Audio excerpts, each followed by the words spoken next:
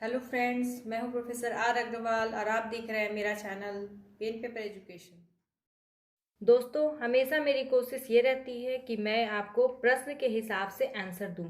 Otherwise topic तो सारे material वो आपको बुक्स में भी मिल जाएंगे, मगर किसी प्रश्न का कैसे उत्तर देना है, क्या उसमें मटेरियल होना चाहिए, क्या नहीं होना चाहिए, इसी कारण मैं आपको प्रश्न के हिसाब से ही आंसर देती हूँ। तो फ्रेंड्स, आज का मेरा टॉपिक है शिक्षा के मुख्य उद्देश्य क्या है और शिक्षा के उद्देश्यों की प्राप्ति में शिक्षक की क्या भूमिका है। दैट मीन्स कि what is the main objectives of education and what is the role of teacher in achievement of education aims. यानी कि शिक्षक की भूमिका इस उद्देश्य की पूर्ति के लिए क्या होनी चाहिए। तो जैसे कि शिक्षा क्या है, इसका मैं पहले भी आपको एक वीडियो दे चुकी हूँ। मैं उसका थोड़ा सा अंश आज फिर रिपीट कर रही हूँ, तो सुनिए। शिक्षा चूँकि जीवन पर्यंत चलने वाली एक सतत प्रक्रिया है, यानी ये हमारे जीवन के साथ साथ चलती है शिक्षा।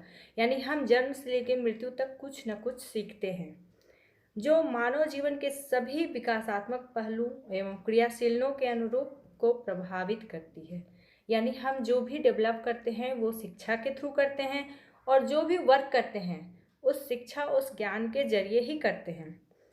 शिक्षा शब्द संस्कृत भाषा के शिक्ष धातु से हुआ है, जिसका अर्थ होता है सीखना और सिखाना। इसका एक और इंग्लिश में भी इसको कहते हैं एजुकेशन, जो लैटिन शब्द एजुकेटम, एजुकेयर, एजुसेयर से लिया गया है। समझ गए?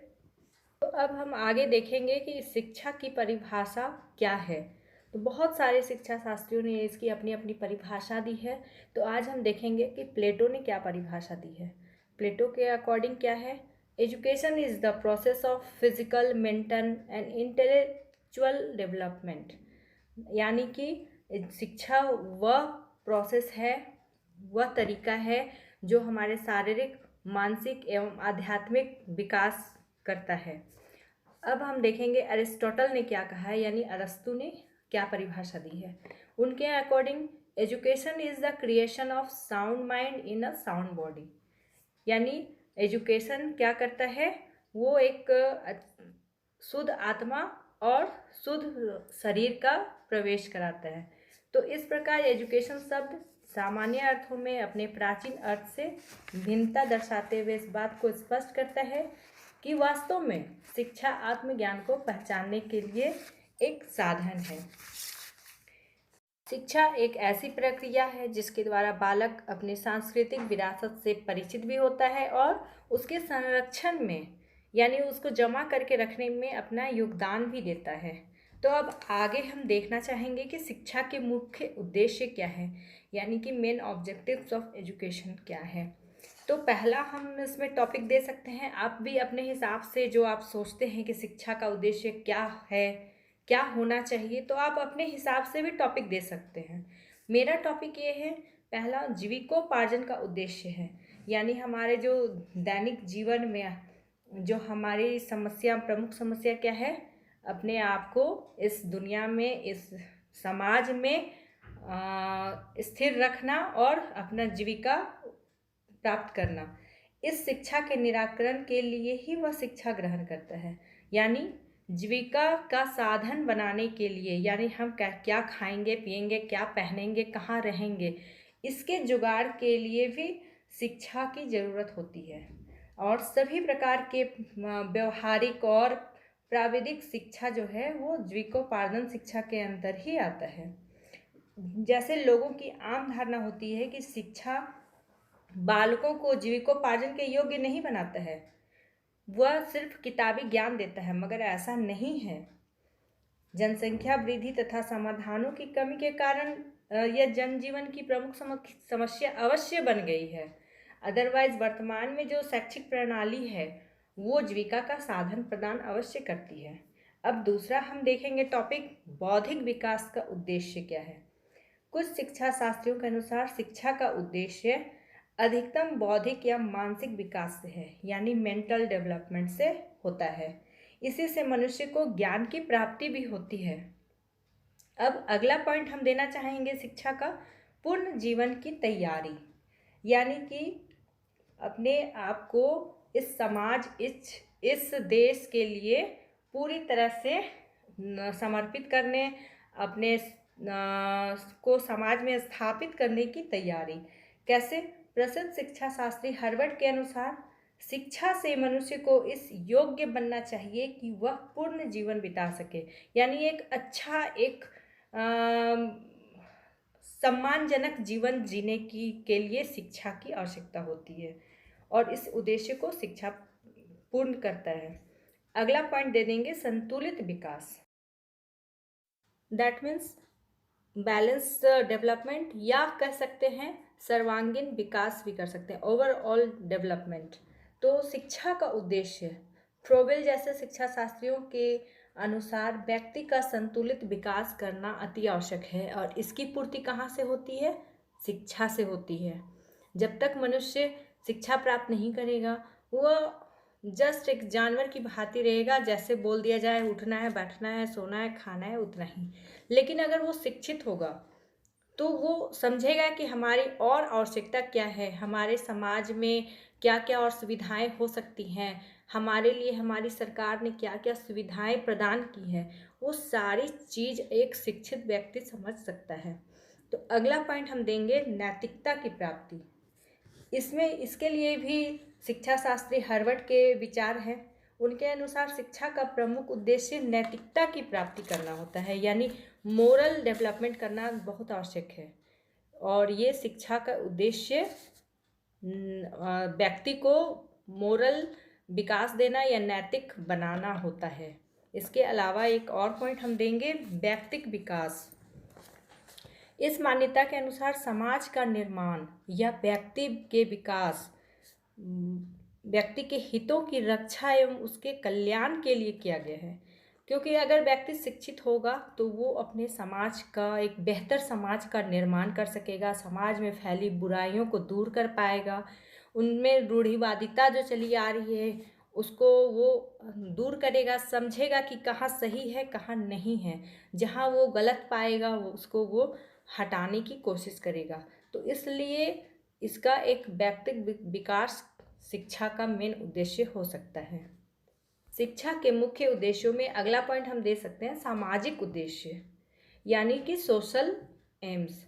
शिक्षा का उद्देश्य यह भी है कि बालकों में शुरू से ही समाज के प्रति अपने दायित्व की भावना का विकास होना चाहिए, यानी कि समाज के प्रति वह क्या कर सकता है, क्या सुधार कर सकता है, और वह एक कैसे सामाजिक प्राणी बना रह सकता है, इसका विकास बालकों में शिक्षा के द्वारा शुरू से ही दिया जा सकता है। अगला पॉइंट देंगे हम सांस्कृतिक उद्देश्य। जैसा कि हम जानते हैं हमारे देश की सांस्कृतिक विरासत बहुत ही ज़्यादा डेवलप है, बहुत ज़्यादा महत्वपूर्ण है। तो इस विरासत को संभाल कर रखना, इस संस्कृति को बचाए रखना हमारा उद्देश्य है। तो बालकों में ये आदत अगर हम शुरू से ही शिक्षा के द्वारा डाल सकें तो हमारे शिक्षा का बहुत हद तक उद्देश्य पूर्ति हो जाती है। अब अगला हम टॉपिक देंगे चरित्र निर्माण का उद्देश्य। चरित्र निर्माण कैसे होगा?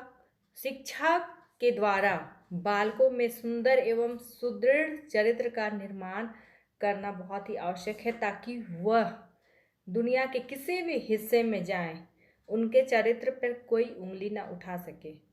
उन पे ऐसा निर्माण होना चाहिए ताकि वे एक सभ्य बालक के रूप में प्रस्तुत हो सके। अब अगला पॉइंट हम देंगे लोकतांत्रिक भारत में नागरिकता की शिक्षा।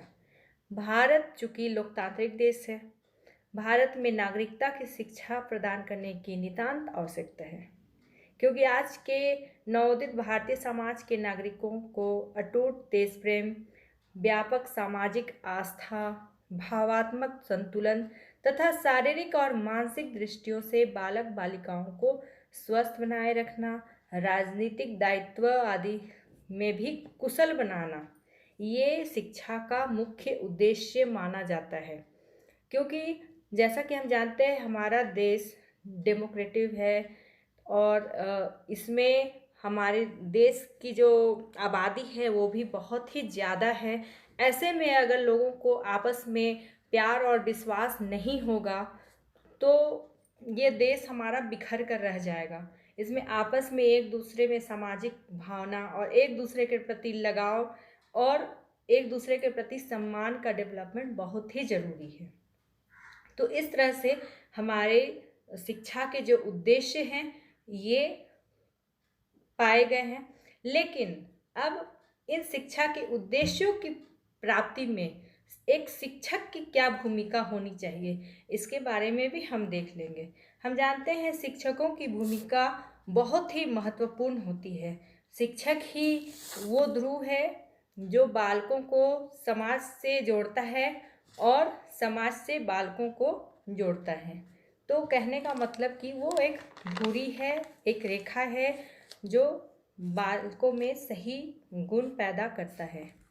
इसीलिए प्रत्येक अध्यापक को अपने अध्ययन पद्धति में परिवर्तन लाने का प्रयास करना चाहिए और उनकी शिक्षण व्यवस्था ऐसी होनी चाहिए कि छात्र या बालक अपने कार्य का कुछ भाग अकेला या सामूहिक रूप से कर सकें और शिक्षा के उद्देश्य की प्राप्ति में भी गतिशीलता ला सकें।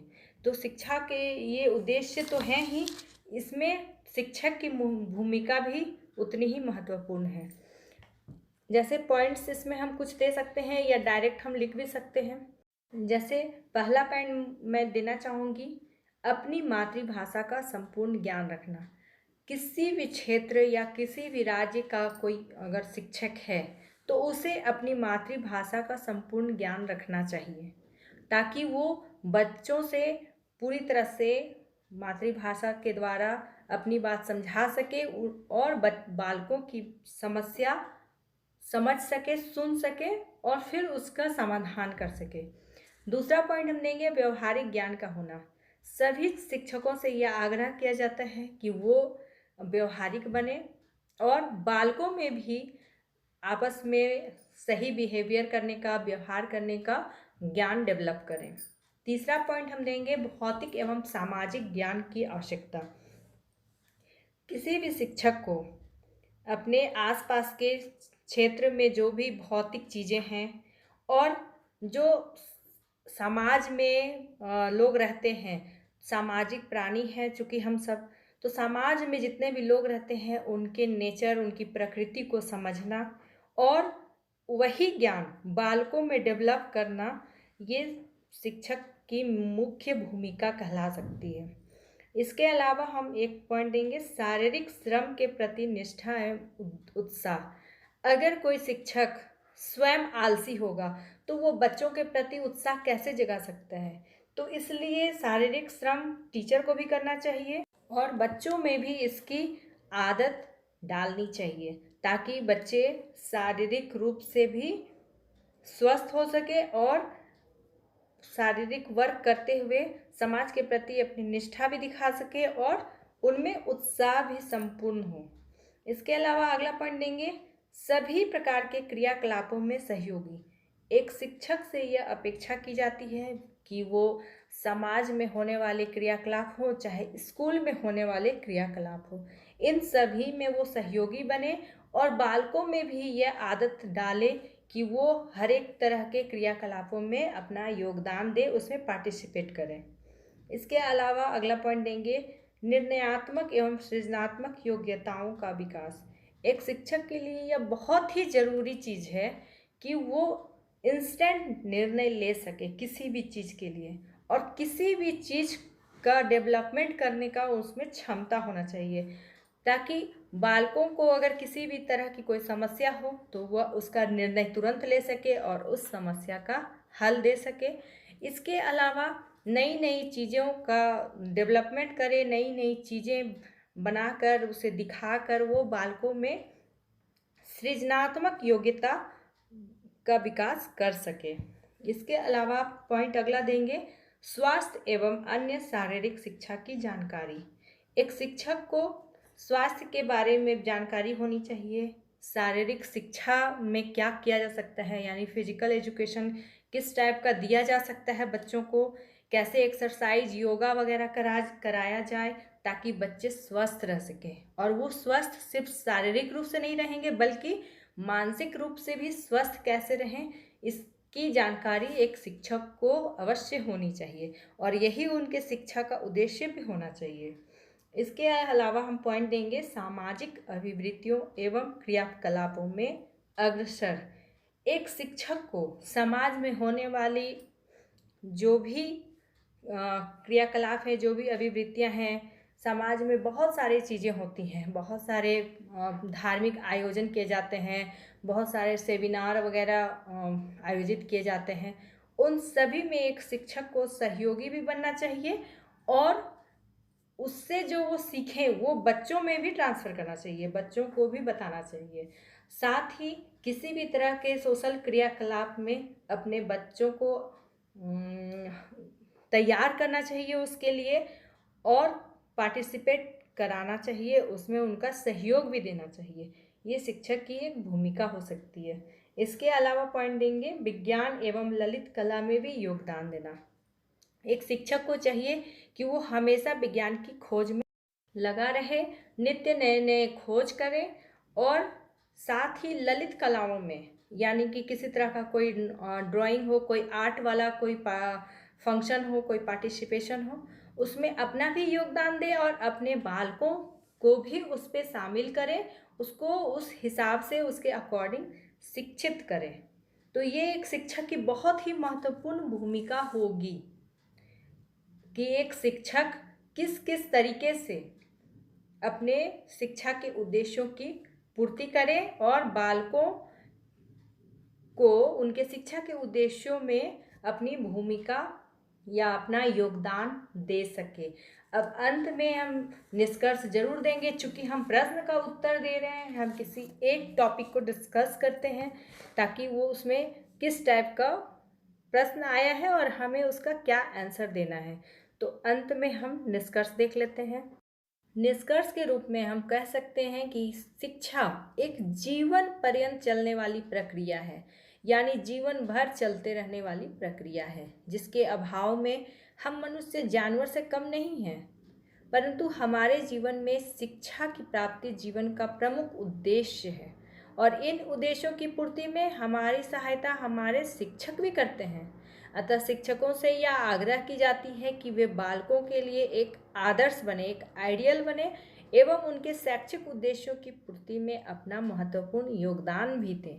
तो इस तरह से आज का ये टॉपिक मेरा कंप्लीट होता है कि शिक्षा के मुख्य उद्देश्य क्या हैं और इस पे एक शिक्षक की क्या भूमिका होनी चाहिए। तो दोस्तों, अगर वीडियो पसंद आया तो इसे लाइक एंड शेयर ज़रूर कीजिए और जो चैनल में नए हैं वो प्लीज़ सब्सक्राइब कीजिए। Please, thank you.